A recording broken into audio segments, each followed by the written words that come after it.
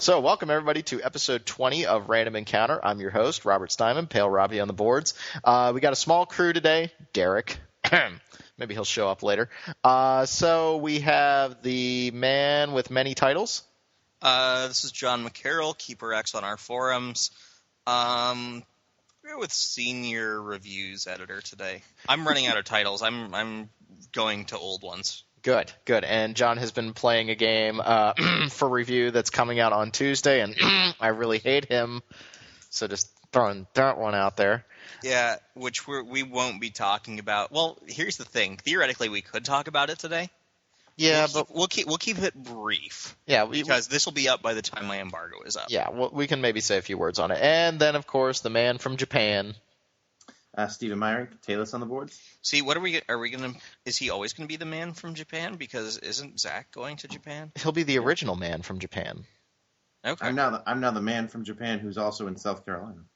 Oh, can you pull off a Japanese Southern accent? Like a Southern Japanese accent? No, let's not do this. This has bad news written all over it. It does have bad news written all over it. We have lots of games to talk about, and then we have a short news section because our newsman is MIA. So why don't we start off with Steven? Steven, you tell us about some of the games that you've been playing. Okay, well, I guess I'll talk about reading Historia last because we'll all talk about that. Yeah. I've been playing. I finished The Silver Lining, which is the King's Quest fan sequel. Episode 3 came out the end of last month, and I finished it. And it is without a doubt the best episode yet. The first one got a lot of heat for basically just being a really long prologue with 2 puzzles, and they were really easy. The second one was it was a little bit better. It had some puzzles, but they were still pretty easy, and a lot of setup for the plot. Episode 3 of The Silver Lining is basically a classic Sierra point-and-click adventure game. I played it without a walkthrough because that's how I played those old games, and I was trying to recreate that magical feeling, I guess. And the puzzles are awesome. They're well-designed. None of them are really ridiculous, except, when you're on the ridiculous island where puzzle solutions are supposed to be ridiculous. Is that actually the story? The puzzle solutions are supposed to be ridiculous? It's called the Isle of Wonder, and it's all this really crazy nonsense going on. You get an actual hole in the wall, and it's a little person who is a hole with eyes. And you get a teacup with legs, and he gets mad at you when you boil water in him. Okay, it's like a trip? Yeah, apparently. It's pretty wacky. There's iceberg lettuce, and it's actually made of ice. The rotten tomato is a cantankerous old bastard. That sort of thing. It's LSD, the game. Yeah, but that's just one island. The other islands, they're all based on mythology. There's an island with winged people. There's an island with a beast. There's, an island with druids. And just the puzzles are so well designed. And it's a very not a whole lot happens in the plot, which is, if you've played those classic Sierra games, the plot isn't really why you're playing it. You're playing it just to hear the interaction and, to explore and solve some sweet puzzles. And that's it. Has tons of them, and throughout the game, it's they're inventory puzzles. You combine these inventory items and you have them to do this or that, and then at the very end, there's just this absolute insane puzzle where you have to map out the zodiac, and it took longer than every other puzzle in the game. I mean, for me anyway. I'm sure people who were really good. Did it include the Ophiuchus? No, it didn't. The what? Never mind. You lost me. You absolutely lost me. But yeah, if you have any interest at all in point-and-click adventure games, it's worth playing through episode 1 and 2. They'll take you maybe 4 hours total to get to this one, where I got about 7 hours out of this one. And it's a really great, at this point, classic turn-based point-and-click game. The graphics aren't amazing, but considering a bunch of dudes did it for fun, it's a pretty big achievement, and the music is awesome. And I'm sorry, I didn't mean to cut you off, but so you have these dudes who are making a free King's Quest. What do you think about the dudes who are now making a not free new King's Quest? Well, he hates them. See, I would, whether or not it was costed money or not, I would have bought The Silver Lining just because I'm such a big fan of the series, and I do think it's worth the money. Episode 1 and 2 would be a little less, I wouldn't be as forgiving on them if they weren't free. There's going to be 5 episodes, and the length is really great. And just considering that it's free is great. And even if it did cost money, episode 3 would still be worthwhile because it's really solidly done. The puzzles are fun. I don't know what I think of the Telltale remakes because Back to the Future is a lot of fun, but it's ridiculously stupid, insultingly easy. I mean, Back to the Future is basically, a guided tour through the Back to the Future world. It's a lot of fun, and it made me laugh, and the writing is good, but it's not challenging in the way that like those classic point-and-click adventure games are, like Sierra ones. But did you actually? Hold on a second. Did you actually enjoy that sort of challenge though? That just meandering around. We've talked a lot about adventure games lately on the show, and I for one do not like meandering around and trying to figure out which square hole goes in which circular peg. I mean, it just doesn't work. And yes, I know how obtuse that sounded. Obtuse, but probably in some game somewhere. Yes. One thing that I don't understand, like I don't get with King's Quest, is like how there are spots where like you can not click on something and congratulations, you just lost the ability to finish the game.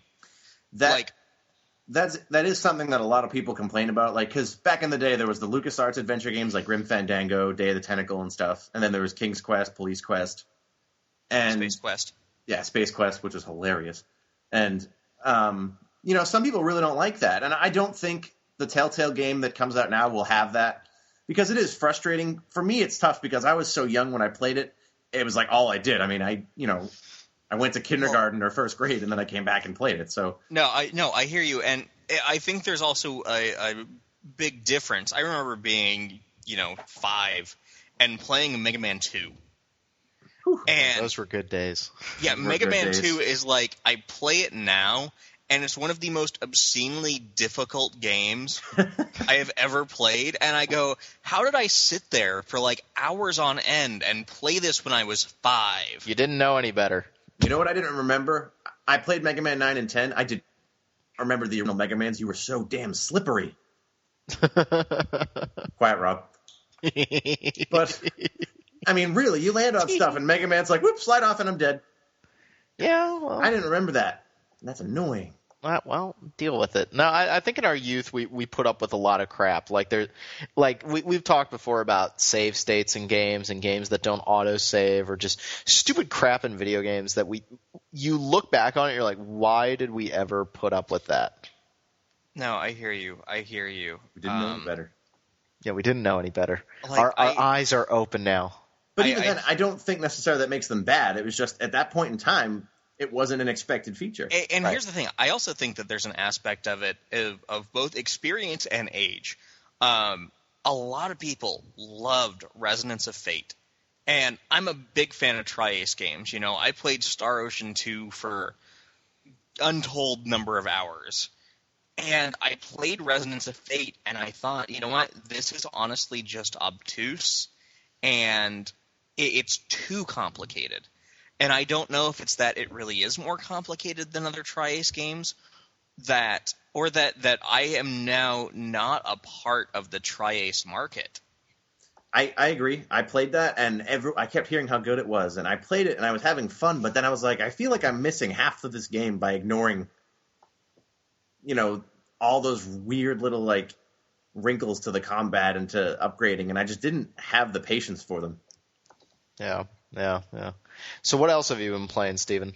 Well, I've also a lot of King's Quest. AGD Interactive just released. They've released remakes of King's Quest 1 and 2, and they just released now. This is the second remake from a new company of King's Quest 3, which brings them up to the graphical standard of the mid-series games like King's Quest 5 and 6, which are the ones most people probably remember.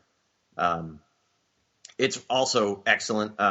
It's free. It's a fan game. But the thing you might not expect is they have, a great composer doing the music. They have actual professional quality voice acting to the point where which the actor who played certain characters in the classic King's Quest games still plays him in these remakes. Oh, that's cool. Nice. They went and got him. And, I mean, Robbie Benson, who played the character Alexander in King's Quest 6, he played the Beast in Beauty and the Beast, the Disney movie. And, I mean, he's a pretty prolific actor. They actually got in touch with him to get him to voice his character in this game. I mean, he couldn't because, he's a huge actor and he wanted money or something. I don't know the exact details, but... Yeah, he wanted to be paid for his work. He wanted to be paid? Wow. Wow, what a jerk. Yeah, what a jerk. But Look what you did, you little jerk. See if Zach gets that reference when he's doing what you did, you little jerk. I don't get that reference. Dude, Home From Home Alone. Alone. Oh, it's Glad been, we said that at the same time. Now I can't say I knew it. And It's didn't. been 2 decades since I've seen that, so What is wrong with you?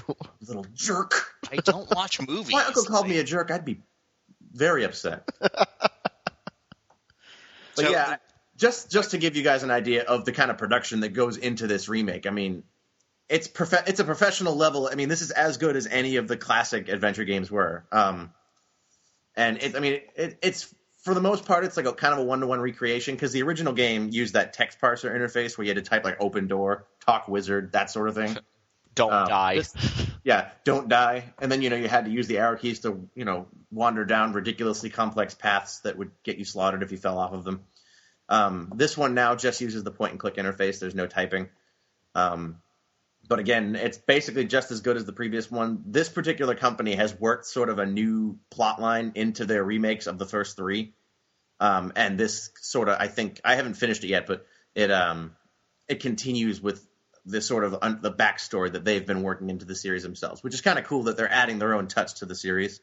But I mean, it's free. You should be if you like point and click games, they're both free. You should be playing both of them. Yeah. Cool. So I want to make a quick aside because Steven mentioned great soundtracks.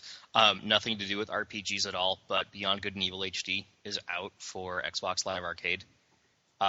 Buy it if you want a second one. If you've never played it, it's $10. It's one of the most amazing Zelda clones out there. You convinced me to buy it, and I will support that. It's really awesome. I had never played it before, but everyone told me it was great. Yeah, I picked it up for my PS2, and I've just never put it in. I know. I still have to beat Okami. I still have to beat that game, and I have to play it all over again because my PS3 died. No, it's Beyond Good and Evil is actually much shorter than Okami. Okami is like 40 hours long. Yeah, Okami is too long for its own good. Like, I kept feeling like that game was going to end after, like, the first 15 hours, and it just kind of kept going. But Beyond Good and Evil has an obscenely good soundtrack, and I'm not a soundtrack guy. Like, I've talked to you guys about this before, but the music in that game is fantastic. Cool. So do we want to move on to John's menagerie of games? Menagerie. Well, so talk about old stuff. Talk about old, overrated stuff. Okay, so people had Starbucks. mentioned that they wanted us to kind of give overviews on PS1 classics, and I have played just about all the recent PS1 classics that have been released. So I'm looking at Xenogears. I'm sorry, Rob. Did you want to say something? Xenogears is one of those games that I loved it for about the first disc. Then I got to that sewer section, wanted to kill myself, got to the second disc where they ran out of money, and then finished the game and thought, what the hell just happened? I'm not going to lie. I liked it better on disc 2. I know, because you didn't like the combat. No, I didn't. I didn't like the game at all. I just liked the music and the story. And I was glad that I didn't have to play it anymore. I could just sit there, fight the battles, and go on. Now, I have never played Xenogears before. Oh, you are in for a treat. Now, I'm only like half an hour in.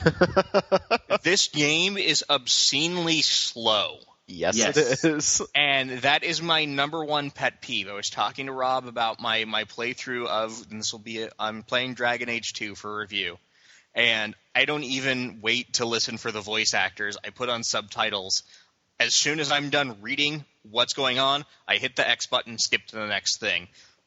This game is driving me crazy. Like, I have no desire to play more of it because it is so obscenely slow. Do you want me to tell you that the glacier slows down even more? I cannot remember half of that game. No, probably 3/4 I cannot remember. I remember the overall arc of the story, but I don't remember. I don't remember any single instance in the game, I think. I remember, like, I think I was on a train at one point. I remember going into a church with Billy Lee, whatever the hell his name was. Billy Lee Black. Yeah, Billy Lee Black, who just sounds like the lead singer of some emo band. Don't forget the part with the sewers and the part where Soylent Green is people. Soylent Green is people. It was just such a... You could not make that game today. You really couldn't. I mean, it's Well, they something. did. It was Xenosaga. No, it wasn't. Xenosaga was its own beast. Xenosaga, as a quick side, I loved the look of Xenosaga 1. I think we said this on one of the first podcasts we ever did. I loved that clean sci-fi, very white, very bright. I really liked the look of that game. It was just everything else that I hated about it. But that game had such a cool-looking universe. I don't know what it was about that game, but from the opening section to the very end of that game, I just thought it was beautiful. Just absolutely gorgeous. And Xenogears looks like crap. Not just because it's on PS1. Yeah, no, here, we'll take that. So Xenogears looks like ass. It does. It does. Even when I played it back on a PS2, like it wasn't in its prime, but I played it relatively soon, when it was out. And I still thought it looked horrendous. Like that game is fugly. The sprite scaling is terrible. The camera angles are terrible. We're gonna get yelled at for bashing this game. Well, no. Here's the thing. I think that Rob, take a shot. Yep, dude. I've already taken 3. Whatever. we made a comment that John says, "Here's the thing" a lot. He also says, "I hear you" a lot. No, seriously. For the listeners. All right, look, I hear you. I'm gonna let you finish. I'm gonna let you finish. For the listeners who are of age, here's what I want you to do for the rest of this podcast. Every time John says, "Here's the thing," or "I hear you," I want you to take a shot. Now, I'm going to preface this by saying I don't want you to end up in the hospital. So when you start feeling a little dizzy, go down for the count. Okay, I don't even remember where I was now. Xenogears. What were we talking about? I said that we were going to get yelled at for talking so much crap about it. Yes. I think that Xenogears, at the time of its release, was a landmark game. Much like Final Fantasy VII, I don't think that it's worth going back and playing it today. Landmark game, quality then, crap now. No, whoa. I'm going to argue this one a little. No, okay. I don't think it's crap. I think it still has value for people that love it. I just think it is aged very poorly because when it came out, it was pretty rough. So we'll say this: for new players, it is crap. Like I see no reason, and this game is giving me no reason to continue to play it. Like I spent $10 on it, and I still don't want to play it. See, the thing is, though, even when it first came out, I'm not going to lie, I had to slog through the beginning because I kept hearing how great the story was. And the writing isn't great just because the translation's kind of wonky, but the story is very engaging. It just takes forever to get started. But when it does, it's really interesting. And that like I said, that's the only thing that carried me through that game. I hated the combat. I didn't like the graphics. Literally the second half of the game, John, it's a black background. Your character sits down in a chair and explains what happens for the rest of the story to you. And then it'll drop you into a boss battle. But go ahead, complete it, John. Complete it. That makes me want to play it even less. But here's the thing. If you guys see the beauty in this game is the recreation of Evangelion. It's the exact same thing. This ultra ambitious mecha type anime that talks about the origins of everything. That talks about the origins of God, the beginning of creation, blah blah blah blah blah. And then they ran out of funding in the last half, and they had to say screw it. If you watch Evangelion now and you see the long pauses, the shoddy animation, the non-ending, and now they're going back and they're trying to fix it. That is Xenogears. And they're doing a good job of it. Yes, they're doing a very good job of it, but that's Xenogears. Like Xenogears and Evangelion, it's almost spooky. The only thing is, though, spooky. You have to say, though, Xenogears has a definitive ending. Like, it has a very, very long... the ending is like an hour long, I think. It has a very definitive ending, and then it says end of episode 5, and everybody flips out and goes, oh my god, there's more Xenogears! They're like, what? Yeah, and then they tried to make the rest of it, and that failed. And then nobody bought it, and that was that. Yeah. All right, so what else have you been playing? I was intending to make this seg like 5 minutes ago. But so Xenogears is ugly and doesn't hold up well graphically. Correct. Vagrant Story is beautiful. Yes. I thought this game was ugly when I played it the first time a decade ago. I booted up on the PS1, and aside from Chrono Cross, it is the best looking PS1 game, and Like, you look at some PS1 games or some SNES games, and they're sprite-based, and that's cool. But Xenogears has bad sprites. But this game has good polygonal art, and because it's the simplistic character designs, it works really well. Yep. And the art design in that game is just awesome. Like the tech, and I know it seems like a little thing, but like the text bubbles, the font, everything just looks cool in that game. Well, and also they do some of the most adult cinematography I ever saw in a game, where they do really cool tricks where they'll pan the camera around and then like a ghost will come up behind somebody. They do just brilliant cinematic direction. When one of the characters is killed, I won't say who, because if it's available now, definitely pick it up to the listeners. Yeah, only $6 as well. It's less expensive than Xenogears. Yeah, definitely worth it. And there's scenes where like characters are killed, and just the way that it's handled subtly and on just cinematically, I mean, it blows away Metal Gear Solid at times. And I still think the original Metal Gear Solid is one of the best directed games in terms of camera placement and what's going on.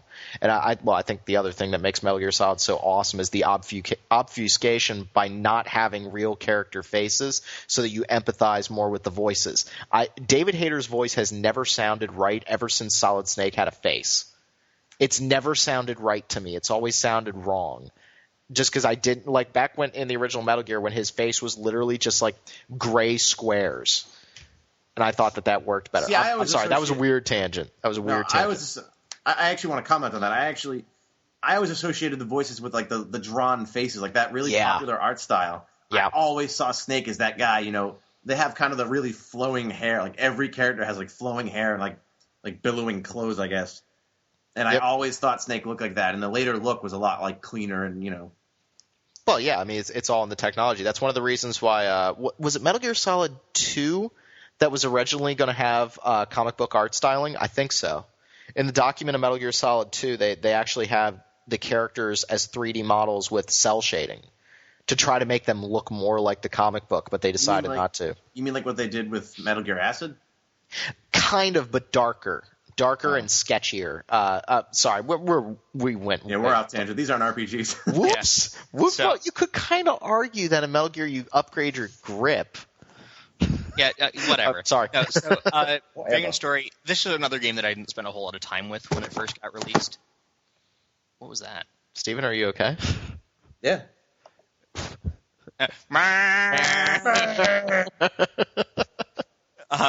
So another game that I didn't spend a whole lot of time with in the PS1 era. I'm not particularly far. I'm like an hour and a half in. I've been playing Dragon Age for review instead. The combat system seems interesting. Does it get more complicated, guys? A little bit. You start to get magic, which actually becomes very important. If you haven't already learned, you have this thing that builds up with every attack. For the listeners that don't know, what you have in this game is you have timed attacks, and you can basically keep on doing attacks as long as you time them correctly. The windows get smaller and smaller, but you can get upwards of 30 or 40 attacks in a row. For every attack that you do, though, your risk meter increases. And when your risk meter completely maxes out, you can be killed in one shot. It means that criticals go up. The critical rate in the game like skyrockets, and you and the enemies can hit each other a lot harder. So what you really want to do with the game, I think, is you really only want to do about 10 hits in a row, because then it exponentially starts to increase the detrimental effect to the risk gauge. But overall, the combat really doesn't expand too much. You'll get new abilities that you can put like different status effects on enemies, but the combat really doesn't go anywhere else. The real heart of that game is to find an item, to make that item a god item, so that you can basically punch anything out in the game in one shot. I actually have a question. I have never beaten it. I played it. I tried to play it 4 or 5 times. I bought it way back in the day, and I kept getting to a certain boss. I think it was a phantom. Yeah, and I would get there, and suddenly I did 0 damage to everything, and I could not get further in the game, and I've never gotten past it. That guy only has 20 hit points. He only has 20 or 30 hit points, but you have to get a chain of like 10 before you start doing damage to him. Okay. Yep. Because like I sat there for a good several hours trying to like figure out if I had to grind my stats or something, like because the weapons have a ridiculous number of stats. Yeah. And I wasn't sure what to do, and I'm actually probably going to pick it up and play it because I've always wanted to see the way the story plays out. But I actually had a really close friend of mine. She explained most of Vagrant's story to me. This was back when we were in high school together, and she really explained the game in detail, and I was able to go back and pick it up and really play through it. But it is a very obtuse game. It is the calculus of RPGs, just in terms of just how many stats you have on a weapon, all these different things that you can do to it. But it is very satisfying. The story is absolutely tremendous. That game needs a sequel. I think I wrote about it in our RPGs that need a sequel. That game, the ending is so perfect for a sequel, and they've never gone anywhere with it, and I need to see another game in that series. But hopefully the PSOne Classic sells well. I really hope so. But then I said it in that article. Yeah, but then we would just have Ashley Riot showing up on a motorcycle with a leather jacket and zippers, and he would just be exuding ennui and just wouldn't care.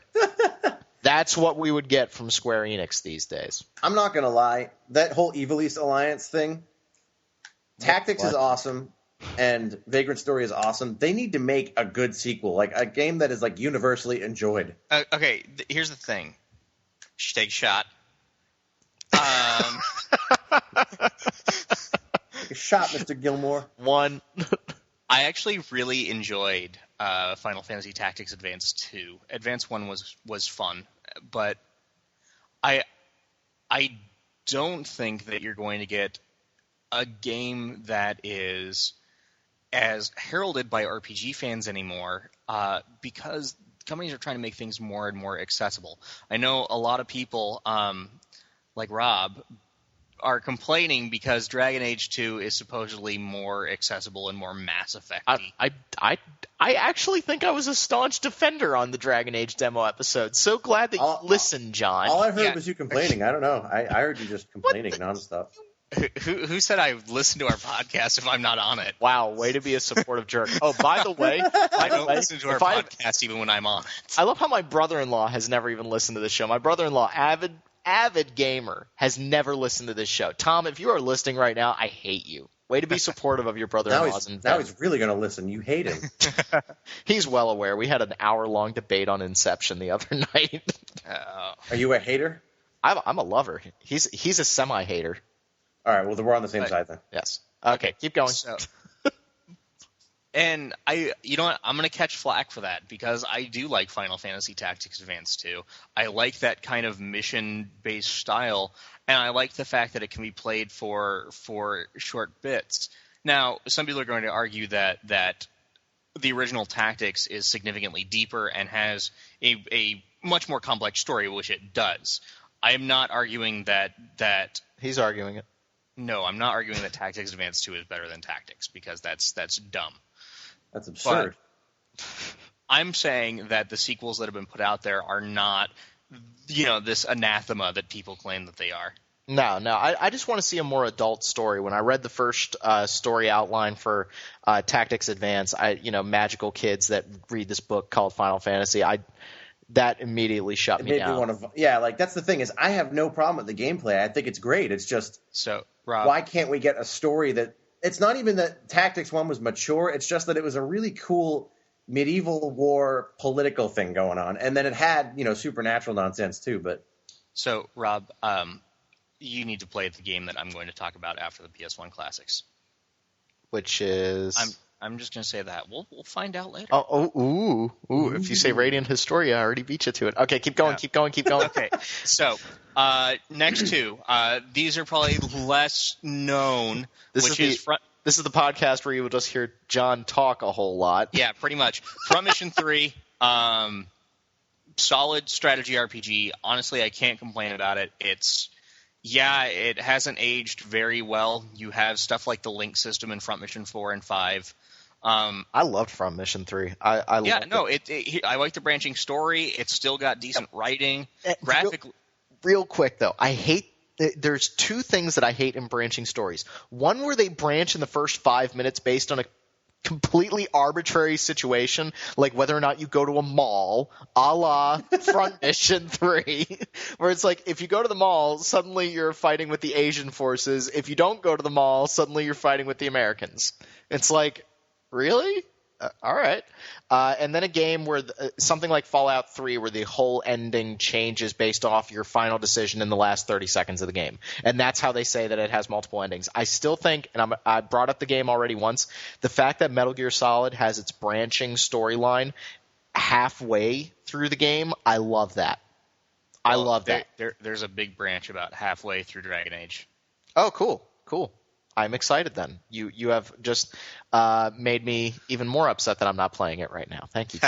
Metal Gear has a big branch halfway through? What? Are you kidding right now? What? I'm not talking. Okay. No. Wait. Whether or not you submit on the table during the torture. Oh. That's whether or not Meryl likes that. it. Yeah. Okay, Metal Gear Solid, not an RPG. Yes, it is. Right. You have lives. You play the role of Solid Snake. You're playing the role, John. And there's lots of dialogue. I'm going to punch you both. So last one, and probably the most disappointing, is Sayuki. I've heard Sayuki Journey West is an old strategy RPG based on the same story that Dragon Ball Z is based on, of Journey to the West. Dragon Ball Z. Where you've got the monkey guy Goku and the monk that controls him, which I don't know if there's a monk in Dragon Ball Z, but whatever. That's Hiroshi. What it comes down to is that Sayuki has aged easily the worst out of all these 4 games, even more than Xenogears. It is an absolutely generic strategy RPG with bad writing and nothing interesting going on. Can we give this to Steven to review? Wait a minute. What? Why? I don't know. All right. Really, really disappointed with it because it was a game that I was actually excited to play again because it was one that I never played back in the day. And especially, you consider that at Sayuki, when was Sayuki released? I think it was released in as we hear the clickety-clack. Yes. Okay, Sayuki Journey West was released in Japan in 1999. Wow. When was Vagrant Story? 2000? 2000. 2000, okay. And you have Final Fantasy Tactics, which was released in Japan in 97, and Sayuki's not even as good as Final Fantasy Tactics by a long shot. Well, in Sayuki's defense, nothing is as good as Final Fantasy Tactics by a long shot. Yeah, so. You could literally write a 3 weeks correspondence course on Final Fantasy Tactics. Okay, it's not even as good as Front Mission 3. Okay, that's harsh. I really did like Front Mission. No, I like Front Mission 3 too. Well, Front Mission 3 came out like the exact time that Gundam Wing came out on Cartoon Network. So I made sure that I was such a freaking nerd that I made sure that each one of my Vonzers looked like one of the Gundams. Wow. I was that nerdy, guys. I was that nerdy. Okay, so now that Rob has talked about his nerd cred, is it a wonder that I'm single? Not really. I'll go on to the last game that I've been playing. But you do have a rad computer. That is true. That's all you need. Yeah, that's way better than a woman. You can get women on the internet. I know, exactly, and I can mute them. Okay, that was awful. I'm not going to. I apologize. I'm not going to participate in this conversation anymore. I apologize. Tactics Ogre. Let us cling together. I really need a PSP. I thought you had one. I don't. I do not have a PSP, and it is breaking my heart because I have wanted to play this game ever since I saw it in an issue of Game Fan way back in the day. I am going to go out on a limb and say that thus far, I enjoy Tactics Ogre more than I like Final Fantasy Tactics. I'm one of those people that's been saying since Final Fantasy Tactics came out that nothing has ever been as good as it, and that every strategy RPG is, just attempting to be up to that level. I'm having a blast with Tactics Ogre. No, here's the thing. Final Fantasy Tactics was trying to be Tactics Ogre, because Tactics Ogre came out first. See, that's what's funny now, but now everyone's comparing Tactics Ogre to Final Fantasy Tactics just because of all this ridiculousness with re-releasing. Tactics Ogre, with what they've changed, because, I read about how it was before, it's really, really good. Like, at very least, the story is the mature sort of political intrigue kind of thing that people who played Final Fantasy Tactics have been, saying they wanted in future sequels. For all intents and purposes, this is a game that is Final Fantasy Tactics without the Final Fantasy name. Yep. Yeah. I mean, the beginning of the game is almost identical too. I mean, not to spoil anything, but some of the even certain little like plot threads, I'm like, this is exactly the same as it was in Tactics. I go, this person's going to betray me. Yeah, I really need to play. I'm so I hate this fact that I can't play PSP games on my PS3. I think Sony really missed a market there. Rob, you just spent like $2,000 on a computer. PSP's just got a price drop. Yeah, but I'm not going to pick it up just for one game. Then play all the other really good re-released RPGs on the PSP. Yeah, I know. I really should, but I have a hard time with buying something just for one game. I really, really do. But then don't buy it for Metal Gear Acid 2, which is fantastic. Those games are sweet. Okay. No, I really, really want to play this game, but I just think Sony is missing a huge market here by how hard would it be to have a PSP emulator on the PS3? Okay. It couldn't be that bad. The thing is, though... No. The emulating is much more difficult than you think it is. Really? Like, yes. It becomes easier the less and less powerful the machine that you're trying to emulate is. But even with the PS3 emulating PS1 games, which the PS1 has like a 20 megahertz processor, it's something that's like obscenely small. Yeah, I guess. And you have the PS1 emulator for the PS3. The Sony had on their blog a nice article about this where they just get obscenely weird bugs like upside down text or any number of things trying to emulate PS1 games. So yeah, it is more difficult unless you were to create like something that works with the exact same processor. Like from what I understand, the PS2. The PS2 had the exact same chipset as the PS1. That's why backward compatibility was way... Well, they included the entire PS1 chipset, just like in mini PS3s. They include the Emotion engine in it, the old PS1 or the old PS3s. If they were to make a handheld that uses like a version of the Cell processor, which from what I understand the NGP is using somewhat similar architecture, that might be something that we would see. Yeah, I really want to play this game, and I don't have access to it because I don't have a PSP. And I know it's stupid for me to complain about that, but I'm just like, why not just have one device where it's all there? And it seems like Sony's going for that with the NGP, so maybe I will have a chance to do that like you were saying. So the thing is, with piracy, PSP is already pretty rough, and to say, okay, everyone that owns a PS3 can now play PSP games, who's going to buy a PSP? Right. No, that's a good point. And they still want to make sure that they keep that market. So I understand it. It just breaks my heart that Tactics Ogre, I have wanted to play this game for, God, it must be going on 15 years now. I've wanted to play this game, and I can't. Rob, it's worth it. I know. Yes. I know. All right. So what else do we have to talk about? Are we going to talk about Radiant? I wasn't done with Tactics Ogre. Okay. No, sure. We'll wrap it up. We'll make Tactics Ogre very short. Tactics Ogre is just like Final Fantasy Tactics.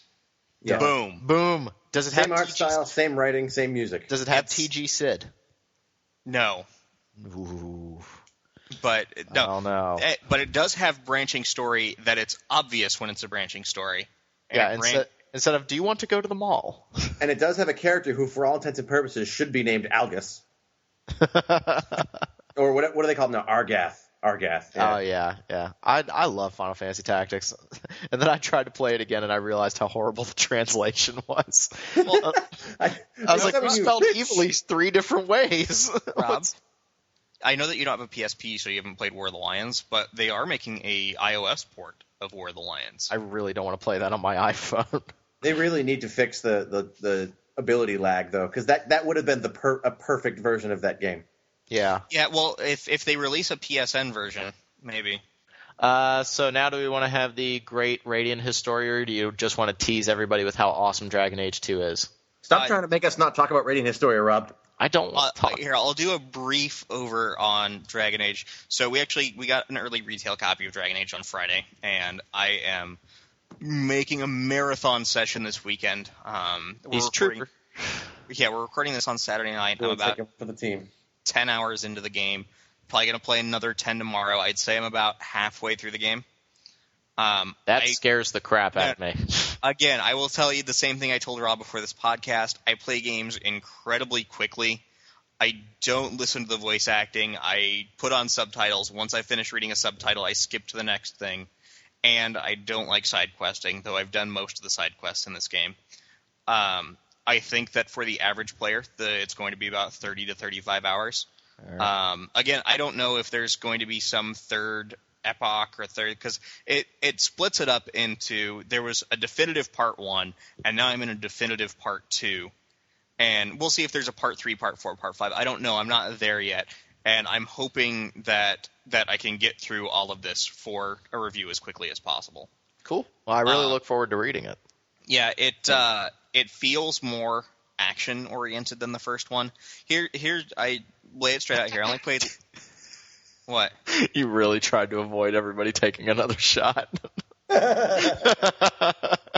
Here's the thing. I hate you guys. It's true though, isn't it? Yeah. He's like, I'm not going to talk about it anymore. How do you like that, Rob? Yeah, if Rob doesn't get to hear anything about Dragon, that's not fair to our readers. Rob already heard about Dragon Age before the podcast. Yeah, and I can wait 48 hours. It's already preloaded on my computer. I played the original Dragon Age on the PC, and I only played about 6 or 7 hours of it. So I'm not going into this with a mindset that a lot of people are. Is Dragon Age 2 like Dragon Age 1? Can I play this with the tactical view? Whatever. I'm looking at Dragon Age 2 as kind of a standalone game, and that's how I'm going to review it. I'm not going to review it as, how does this build on the Dragon Age world? I'm going to review this on, is this a fun game? It's fun. Yes. Does it have flaws? Yes. I'm a little upset that pretty much the entire game takes place inside the city, and it's really? You do go outside for some quests. And every time you go into, like, a dungeon, it has, like, almost the same layout, which sucks. That's a little disappointing. That's like, I guess that must be from the fact that they basically made it at light speed. Yeah, and I think that they were also saying that they wanted this to be more about the city of Kirkwall, which reads exactly like the other game that I've been playing a lot of, which is The Witcher, how Witcher takes place almost entirely in Vizima. And it's all about that area. So I'm interested to see how they pull it off, but it definitely is a huge change. But then again, Dragon Age 1, it wasn't like Fallout. It wasn't like where you had this big sprawling world and you went everywhere. You had places on a map. It was like Baldur's Gate. Yeah, it had places on a map that you clicked on. So, which the movement between your areas is pretty much, when you leave an area, it brings up what is essentially a menu. Yep. And you choose where you want to go. I don't know if that was in the demo or not, but no. No, okay, yeah. No, when you leave an area, it brings up like this map of Kirkwall, and it's like, okay, where do you want to go? Or you hit I'm playing it on Xbox, right trigger, left trigger. You move from Kirkwall to Kirkwall at night to outside the city. Which outside the city on night. No, you get an achievement when you change the city to nighttime, which is weird. Some quests are like, this guy is going to be outside the docks at midnight, and you swap over to night and you go walk over there. Really doesn't change much, except you get ambushed a lot if you go into like the slums at night. Yeah. I'm digging it though. It certainly got its flaws, but I like the fact that it keeps the deep RPG systems. If you want to play this like Mass Effect, you can. If you want to ignore all of the RPG elements, you can. You can be a warrior and just equip what weapon looks good and just auto-level your character. All right. That's enough. We're going to have a big Dragon Age episode down the line. So it's probably going to be me, Kyle, John, and then maybe Steven. I don't know. It depends on how much he pisses me off between now and then. So, all right. I'm going to be on there whether you want me to or not. So now is this a segment where he's going to piss you off? Who, actually, me or can I ask one question about Dragon Age? Yeah. You've played Mass Effect 2, right? Yeah. How does it compare? Like, because everyone keeps complaining, oh, they're Mass Effect 2ing it, they're dumbing it down or whatever. How does it compare to Mass Effect 2 in terms of like the overall experience? Here's the thing: the overall experience is pretty similar. You're playing a game that it's set up kind of the same segmented way, where you go out on a mission and The one thing is, though, the quest in Mass Effect, if you're out on a quest, you go through and you're on that quest, you finish it, then you go on to the next one. In Dragon Age 2, it's set up more like World of Warcraft, where you just queue up a bunch of quests and they're segmented. So if you have 3 quests in this area of the city, you go, you finish them all, they'll send you onto the next part of the chain, and you can go from there.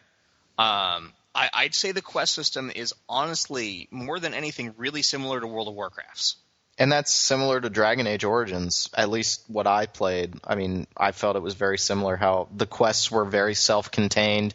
You could avoid them, and that's very similar to The Witcher. So I don't hear – I'm not saying that you're saying that as a complaint. I don't hear that as a complaint. I hear that as okay. No, an assessment. It's positive for gameplay. The only negative I see to it is that oftentimes – I'm only 10 hours in, but I picked up a quest at like the 4-hour mark and didn't finish it until I got just to the end of this last segment, the end of Area 1 or whatever you want to call it, and I like forgot what was going on. Oh yeah, that happens. Okay. All right. So what now? Now I'm going to do the seg because I'm the host now. Why are you the host? Because you don't want to talk about this game. I do want to talk about it. I don't like it because I hate traditional JRPGs. Oh, yeah. I don't have any. I'm not in touch with my inner child anymore. All right. Okay. So we're talking about Radiant Historia right now, which is a game that we all kind of agree. Awesome. Wait. Totally rad. We all kind of agreed in the pre-show warm-up that Radiant Historia is a game that was maybe a little overhyped. There were a lot of blinders going on into this game. When did I agree to that? I did not agree to that. I hate both of you. I agreed that people were expecting perfection, and it's not perfect, but it's really, really good. It's really, really good if you like boring battle systems. Yes, Chrono Trigger is... Do you like Chrono Trigger? I love Chrono Trigger. Okay, well, it's the same deal. I very much disagree because the battles in Chrono Trigger are very simple, but they're also very fast. Okay, so hold on a sec. We haven't even talked about what the game is. Shut up. They know what the game is. No. Radiant Historia is from the guys who made Persona. It is a time-traveling adventure romp through a world that basically looks like it was directly ripped out of Final Fantasy VI. Let's be very honest. What? It's very similar to Final Fantasy VI. Do you guys not feel that? There's freaking Magitech armor. Steampunk is not like... Kefka doesn't have a monopoly on steampunk. It Rob. looks very similar. Okay, yeah, it's a combination of the Super Nintendo graphics, but it looks like Final Fantasy VI. I'm not saying that is a bad thing. I can see that there are some elements that are similar to Final Fantasy VI, but I don't feel like this is I feel like it's an amalgam of a bunch of different JRPG standbys. Yes. But I don't feel like it's any one JRPG. Okay, I was using it as a point of reference. I wasn't using that to deride the game. Now, so you're playing as a character called Stock.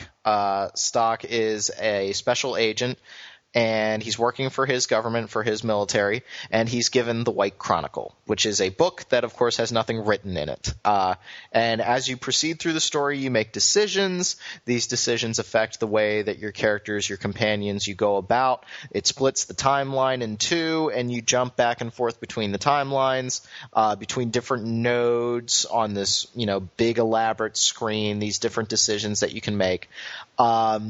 So it's taking the time manipulation mechanic of Chrono Trigger, doing something new with it. The battle system is this turn-based system where there's a 3x3 grid for the enemies. The enemies are all placed on there, and then in order to defeat the enemies quickly and efficiently, you move the enemies around the battlefield. You make sure that they all end up on top of each other, so that way when you attack them, you're attacking both enemies at the same time, 3 enemies at the same time, yada, yada, yada. I want to love this game. You have no idea how much I want to love this game. I love the time manipulation stuff. I find the characters to be... I really like Stock. Maybe the other characters aren't winning me over as much, but I really like Stock. I like the fact that he's... Wait. I have a question for you. Do you want to love this game because you can put monsters on top of each other? Yes, you figured me That's out. what she said. You figured me out. You got me, John. Rob, here's why you should love this game. Because one of the decisions you can make is to murder people indiscriminately or to dance. Okay, but That's one of the nodes. The node is, do I dance or do I slaughter? But now wait, if you choose to slaughter, the game does this really... I do not like this thing that the game does. If you make certain decisions, the game gives you a text bubble that says, and so the party went off making this decision, but something bad happened and they died.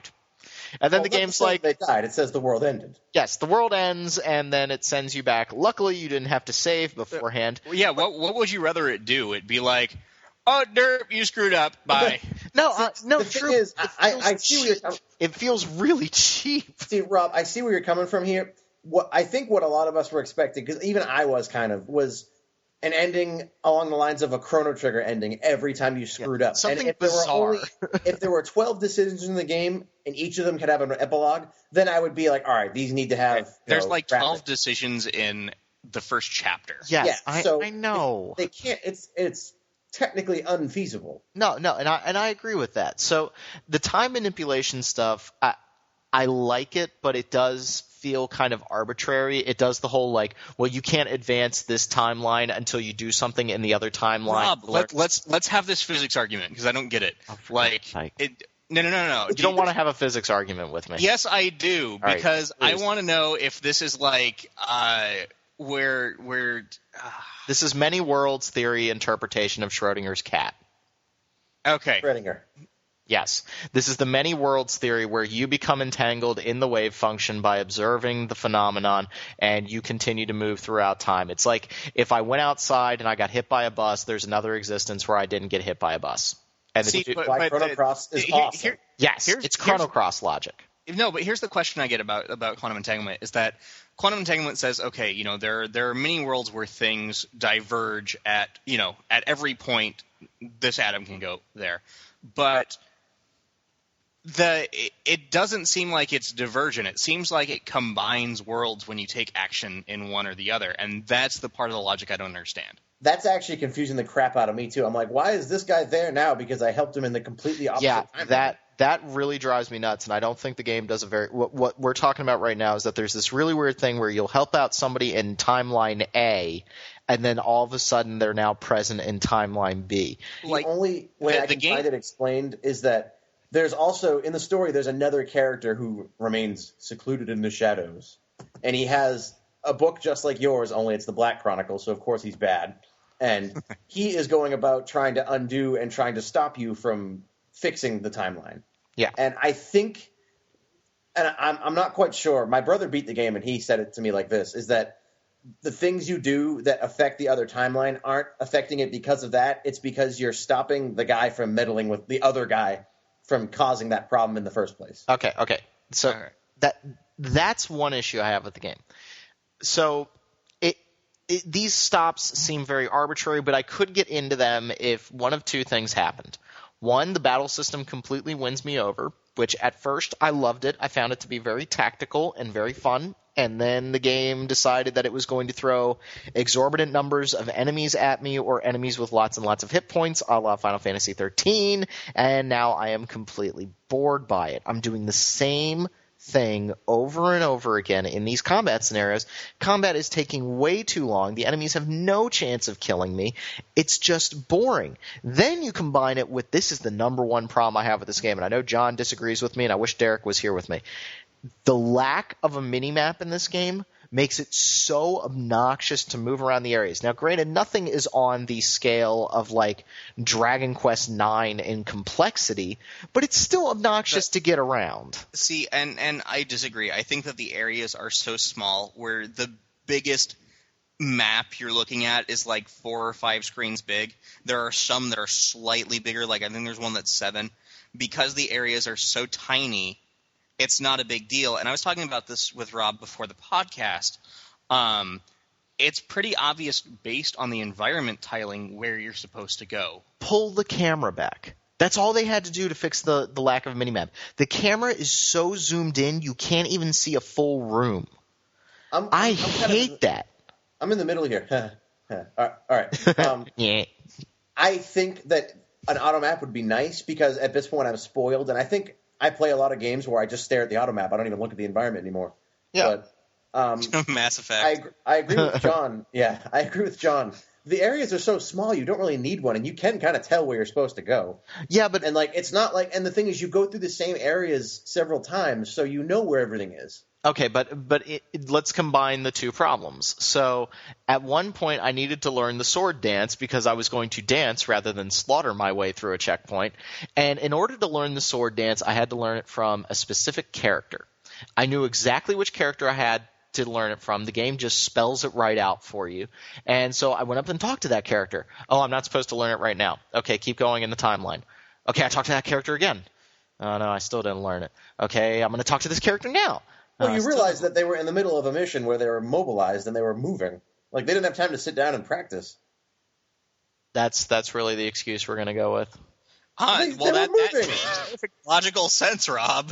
No, it doesn't, because later you're told to come in for your mission briefing, and that's when you talk to the guy and learn the sword dance. No, you're not told to go in for your briefing. They say you have some time to just chill. Go chill. Oh, my God. While impending forces are coming. But this is an example. I had to find this character. I didn't have a mini-map to find him. That area is really hard to find him if you don't know where you're looking for. Just pull the camera back or give me a freaking mini-map. How hard would that have been? Rob, do you like the glowing line from Fable? I bet you do. Oh, for God's sake. I bet you when you played Dead Space, you were like, Isaac, show me the blue line, show me the blue line. No, actually, I thought that Dead Space did a really good job telling me exactly where to go because it only had one freaking corridor at all times. It's kind of easy. No, it's a little thing that's slightly obnoxious. The bigger issue with the game is that I am just bored to tears by the battle system. I will agree that in some areas, it's like, okay, we're going to throw 4 tigers at you. And the random battle takes 3 minutes. And I will agree with you there. I don't think it's as bad as you say, though. It's not a bad battle system. It's just it's not doling out the new stuff. I talked to another guy about this. I talked to Dennis about it, and he said that there's actually a lot of wow, speak of the devil. He actually said that there's a lot of area effects that you can get later on in the game, but the game is not doling those out to me quick enough. See, I got to disagree. You get a lot of skills really fast. Yeah, I had 7 hours in the game, and I have 12 skills. I agree, but nothing that. But it's still mostly the push and pull stuff. But have you the girl character? I forget, Rainey. Yeah. Use her poison skill. When you kills everything. When you group all the enemies together, make sure that you get a poison in because they'll all take 50 damage a turn. Oh, yeah. No, I know. It's just that I feel like I'm doing – this is the exact same problem I had with Final Fantasy 13 where it just feels like I'm doing the same thing over and over again. And what this brought to attention – and it's more of a problem that I'm having. Okay, I'm really glad that you guys are liking the game. Again, I want to like the game. But here's the problem that I have.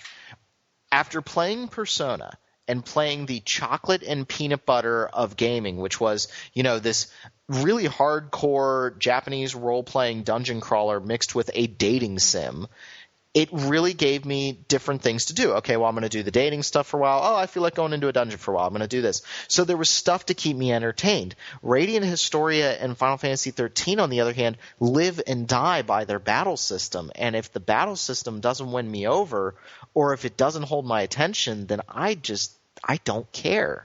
And I've lost complete interest in the game. See, on the other hand, though, saying they live and die with their battle system, the point of those games, and I'm pretty sure the developers would argue this, is the story. And if you're not engaged in the story, then it's like I played Xenogears. I hated the battle system in Xenogears, but the story was really good, so I finished it. Right, and the story of Radiant Historia has a story that I'm interested in, but it is a lot of the standard, we have to go fix the left flank, and we have to go do the and granted, that's at the beginning of the game, and you guys have already told me that changes, but just the story is really taking a long time to pick up, and I really just feel like I'm doing mundane tasks rather than in Chrono Trigger, you see the end of the freaking world within the first 2 hours of the game. Well, technically, you can see it at any point in reading Historia. Yeah, that world ends at the very beginning of the game. Yes, I'm well aware. The intro The game is the starts end and of the it's world. like, oh, the world ended. Yeah, What are we going to exactly. do now? But you're told that the world ended, and you don't see the world ending. Well, you watch a video in Chrono Trigger. Well, but this would be like if in Chrono Trigger 2 people were standing on the sideline going, wow, that giant Lavos thing just wiped out the whole world. That No. sucks. Okay. That's pretty much what they did.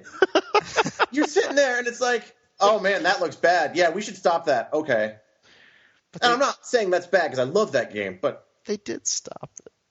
they're going to stop it in this, too. Like, how are you going to show the world turning to sand? Like, it's a DS game. Like, it's not like it's Lavos where things blow up. It's like, oh, the world is sand now. We failed. Oops. Okay. Oh, no, the game turned into everything. We're already getting a little long. So Radiant Historia, I really do want to like it. Maybe I'll pick it up again, but I gave it a fair shot. I played for like 8 hours, and I was really into it at first, and then I just started to get more bored. I started to find it to be really tedious. I think it's great that you guys like it, and as I said to John in the pre-show warm-up, I objectively think this is a good game. Objectively, I think it is a good game, but I am not enjoying it. And sometimes that just happens, where you watch a movie that you objectively say that is a good, well-made movie, but I don't like it. You say that it's a well-made game, it's a competent game, but it's not holding me. Let me just say this. A lot of those, classic games that we all love so much have those periods, though, where you go through and you're like, oh, these battles are taking forever, and, it's tedious. Yeah. Like, so many, like, really awesome games have a part like that, or several parts like that. And Radiant Historia, I thought the battles were pretty quick. I'm in an area now where I'm fighting those tigers, and they take forever. Yeah, you and I are in, like, the exact same area right now. But I think, it does change, Yeah, but it's just it feels like it hasn't expanded. And I know that it will, but it feels like it doesn't trust me enough. It's the JRPG thing right now, where it's just, you have the Western RPG approach where they probably give you too much right away to figure out. And then you have the JRPG approach where it's just like, we're going to dole this out over the course of 20 hours and just assume that you're a moron. Dragon Age 2 never explains to you, or at least it hasn't to me at this point, what the hell a cross-class combo is. Now, I figured it out, but it's not like, here's how you do it. It's just like, oh, yeah. It tells you in, like, the tooltips. They're like, oh, yeah, do a cross-class combo. It does more damage. That's real handy there, son. Yeah, you should have known that. All right, so do we have a short news section prepared? John, can you handle this? Yeah, I will briefly skim our news. Pick the stories. Of which there is much. Pokemans is out by the time that you read this or Let hear me show this. You them. Yes, Pokemon's Black and Pokemon's White. I understand that there are many of them for you to capture. And we would like to show you them. Yes. I'm really going to miss Zach when he's in Japan. This is going to be awesome. There's a Xseed has a promo where if you pre-order the limited edition of the new Legend of Heroes Trails in the Sky before March 10th, which I don't know if that's – oh, yeah, no, that'll be when this podcast goes up. You send your pre-order receipt or confirmation to support@xseedgames.com, and you can get one of the soundtrack CDs from a recent game or an art book. The full Can I list just is point out that I love everyone who works at Xseed, and they are beautiful people. Xseed is fantastic. I'm trying to get Tom, who we've interviewed about the most recent Ys games a couple of times, to get on here. I can't just ask him. I have to jump PR hoops, but I would like to have him on here. He's a great guy. I met him at E3. Cool. So more news. New pictures of Dark Souls. Sorry. Yes, Dark Souls. New Dark Souls. See, here's the thing. See, here's the thing. I thought you were going to start explaining something. Rob, I'm going to punch you. Parasite Eve got rated by the ESRB for PSN release. I'm guessing it's M? That's a good question. I actually didn't look at it. This is the original Parasite Eve. Yes, Parasite Eve 1. Oh, cool. So that's going to be exciting. We'll see if it holds up. Witcher 2 still looks awesome. Witcher 2, I have to check with CD Projekt, see if they're going to be at PAX East. I think they are. So can we say that we're going to try to get somebody from Witcher 2 on the show? I think we can say that. We can say that we're going to try. I can't say that we're going to be successful. Yeah, we're certainly going to try to get somebody on for Witcher 2. That's probably, I think, after playing the Dragon Age demo for a long time, I'm sure I'm going to love it, but The Witcher 2 has become the RPG that I'm most excited about this year, just because if they fix the problems in the original Witcher, like having to read a freaking book to know where the skull is on an enemy to take its head off. It is like the quintessential Western RPG. That hates you. It's just so obtuse at times. The second one has the potential to be just awesome. Yeah. So I hope so. I just got a very interesting email, Rob, and apparently, or at least I'm being pitched. Dead Island is apparently an RPG. What? Yeah.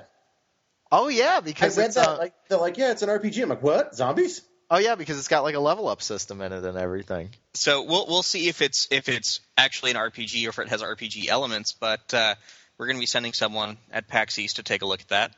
All right, cool. Zombies. Zombies. I think I read something that was news, and then I put it in the back pocket and they forgot. Did announce on the Deus Ex Human Revolution, one of the developers' Twitters. He said that I believe this week they're going to be announcing the release date of Deus Ex Human Revolution. Yeah. All right, I'm saying fall. We're trying to get Eric in to their studios to take a look at the game since he lives in Montreal. Awesome. Send the chief editor up there to do it. The editor in chief. He speaks French. So do the developers. We're all good. There you go. He's never cursed me out in French though. I don't know how to take that. Final Fantasy VI to see a virtual console release in Japan. That's kind of cool. Yeah, we'll see if it comes to the U.S. Of course it will. I don't know. The virtual console releases in the U.S. have not been doing particularly well. But it's not like it takes them all that much effort. It's already been translated. Carpe. Yeah, it's like I have real news. Carpe Fulgur, the guys who published Reciteer in the U.S., are aiming for a April release date for Chantilly's, which is their next game from the same developer. Cool. Very cool. Very cool. I'm so in support of people who do things like this. I like nice things. Well, we have the opening video and some gameplay for Gungnir, which is Sting's next game. Cool. I think that's it. I don't think we have anything else in terms of news. Yeah, because I don't write the news stories anymore, I'm not on top of it. Yep. Zach, where are you? We miss you. Did we say last week that Skyrim looks awesome? Because it does. It still looks awesome. It still looks really, really awesome. People are going to listen to this and be like, oh, look at the lost puppies. They don't know what to do with the news. We don't know what to do. I'm like, I like my video games. Yeah, but see, here's the thing. Rob, I'm going to punch you. Look, all right, Rob, I can see where you're coming from, but I feel you, man. We have way too much fun on this show. I'm going to fire you both. I don't think you can. Oh, watch me. I'm not going to tempt him with that. That's true. Well, we had a great podcast, but due to creative disagreements, I no longer have. John said. This is now the John McCarroll hour. John said, "Screw you guys. I'm taking the podcast home." I'm going home. John McCarroll's like, my latest title, podcast head. No, kitty, stop eating my PlayStation controller. Hang on. All right, I think that's a good. I think that's a good stopping point. Yeah. Thank you everybody for listening to the show. Make sure you subscribe to us on iTunes. God, I'm not sure if they'll want to after the last 15 minutes. Yeah, I know, right? Subscribe through the RSS feed. Keep dropping us lines. Wow, that came out worse than I expected. Keep telling us what you guys want us to talk about. And thanks, everybody, for being so supportive. Thanks again, and we will talk to you guys in about 2 weeks with our Dragon Age episode. Big Dragon Age episode. Yay. Big, nasty Dragon Age episode. All right, talk to you guys later.